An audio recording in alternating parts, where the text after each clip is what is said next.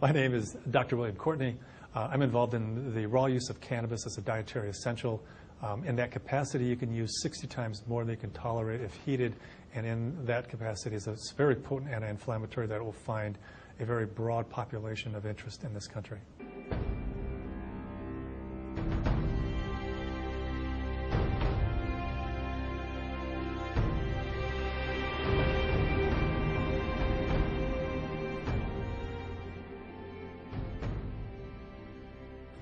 I'm Donald Abrams, and I'm Chief of Hematology Oncology at San Francisco General Hospital and a Professor of Medicine at the University of California, San Francisco. I do research in medical cannabis applications. I mean, if cannabis were discovered in an Amazon rainforest today, people would be clamoring to make as much use as they could of all of the potential benefits of the plant. I think, unfortunately, it carries with it, a long, maybe not so long history of being a persecuted plant.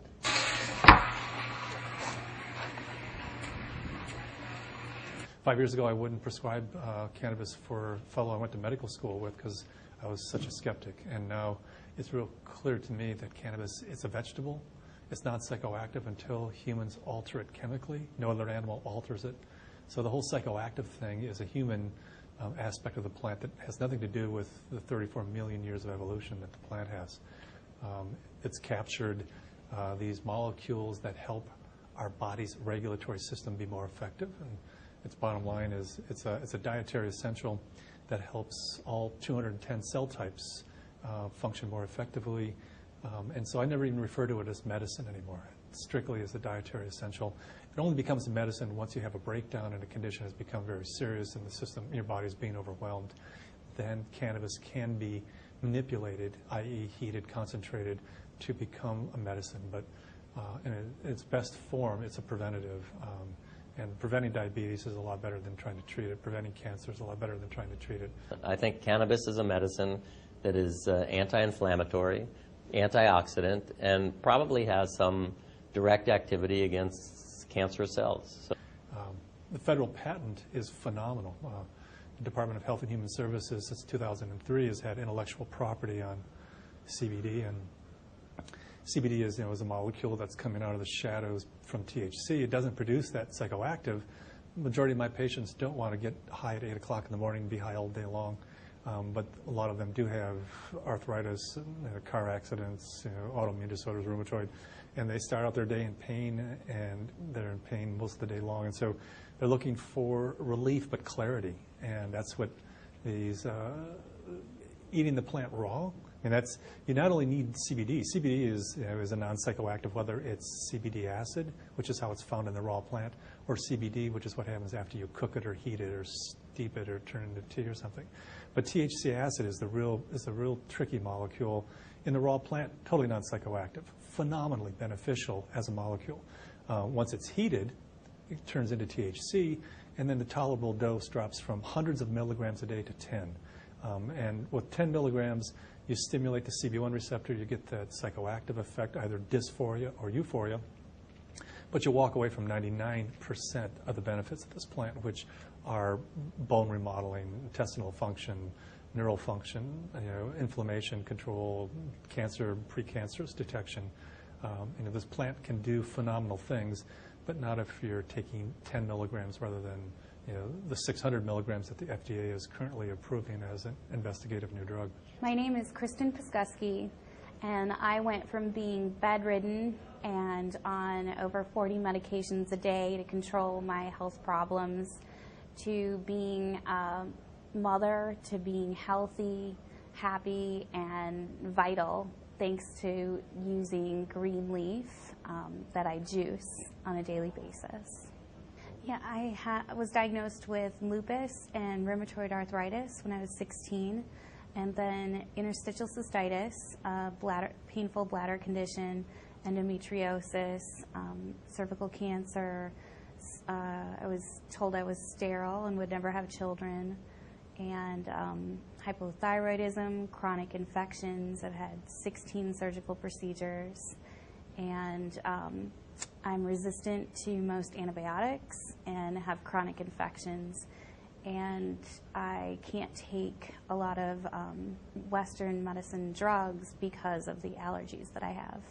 I also have asthma. I'm allergic to most environmental factors and different skin rashes. And I have a broken back in 3 places. Man. So how did you discover this new way of juicing?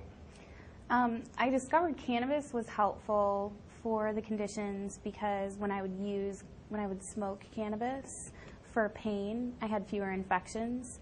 So I started to look into whether cannabis was doing more than just masking the pain. And I moved to California to be able to use cannabis legally, but I still didn't have the type of healing that I anticipated with smoked and heated cannabis. So after talking to several cannabis physicians and attending different lectures, I found out that there's the THC acid and CBD acid that you get in the raw form have medicinal properties that are better at helping my immune system to communicate. So as soon as I began doing that, it took about 6 weeks, and I was infection-free, and all of my conditions went into remission. And what many of my patients do is they plant a plant every day, and they pick a plant every day. If you let the plant grow to a certain size, you may be able to use half a plant a day, so a plant therefore would last for 2 days, so therefore you need 1 plant every other day. So the total number of plants depends on whether you have a plant a day, a plant every other, or a plant every 3 days, depending on the space available. But most of them are trying to do this whole thing on a single 400-watt light, and they use a fluorescent light to keep a mother alive, and they produce a clone. They start a plant. They pick the whole plant, strip the leaf and flower, juice that. Good indication that the roots are also useful. Stalk is a little fibrous, can bind up a lot of juicers and ruin the juicer because it's just so strong. So I generally strip the stalk and throw that away because it's just too fibrous. But juice that, it produces a small amount of juice, very concentrated, quite acidic. Yeah, that has to be diluted. You can dilute it with fresh vegetable juice, fruit juice, or something that you buy off the shelf. The only time I've needed antibiotics in the last 4 years is when I was unable to do the juicing regime because I was overseas. And it was while I was pregnant for the first time with my daughter Zahaya. And when I came back, I had a horrible sinus infection, and they were unable to treat it with 3 different antibiotics. And the rheumatologist at UCSF I was working with thought that I may need to go back on methotrexate and prednisone. And 3 weeks after I got home and I had been juicing again, everything cleared up, and I didn't have to go on any of the drugs or take another antibiotic. And at this point, I'm developing strains. Yesterday, stumbled on a strain that's 22% CBD acid. The plant that I had the day before that was 1%. A absolutely phenomenal change in the plant's chemical composition, and particularly as it impacts, are you violating federal patents if you're using this plant? I mean, if they're commercially going to use CBD, then you have to deal with the patent. But individual use as a dietary element, the U.S. patent just is clear evidence as to why you want to eat this plant as a leafy green vegetable and include it in your diet several times a day. I depend on right now on people who give me leaf because my partner is a cannabis physician, and we worry about the legalities of growing our own right now and whether it could jeopardize his medical license. But we have a lot of patients that are able to grow less than 30 plants, and this allows them a fresh plant every day for juicing. My number 1 project is to get the Convention 1 treaty, which is a UN committee that produced this treaty that I think there's 104 countries that have signed on to it, which says if you have, grow, possess, transport cannabis, you should be imprisoned. That is the document that every country in this world pounds people into the ground, cuts their heads off, imprisons them. And so you take this information that unheated, it's not psychoactive, it's a vegetable that improves the function of your immune system and bone metabolism and musculoskeletal. Once the world knows that it's a vegetable, that's all it is.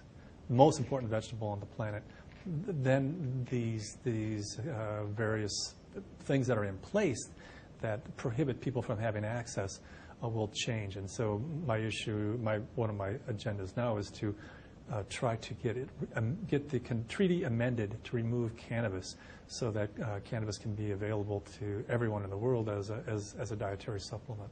And anyone who knows somebody who's sick, who has a loved one with an illness, or themselves has suffered from one, understands that there are more important things to look at, and we have to be able to adapt. If what we're doing doesn't fit with what's needed in the world today, if how we make our living isn't supporting, it's not sustaining people's health, then we need to be able to grow and adapt and change. You don't want to go from, I guess a lot of incarcerations to suddenly, it's a dietary essential. I mean, how do you make that leap? And so I'm hoping that we're in a phase where, we're gradually letting go of yesterday's nightmares and embracing the fact that, it's patented for its benefits, it's approved of by the FDA, and in fact is clearly a dietary essential that should be in everyone's diets. And so I'm hoping that the DEA, which is lagging behind, will, on cue with the whole organization, decide that, okay, well, let's go ahead and reschedule this, because clearly we can't have a patent on its utility and say it has no utility. I mean, the conflict is just, it's patently absurd.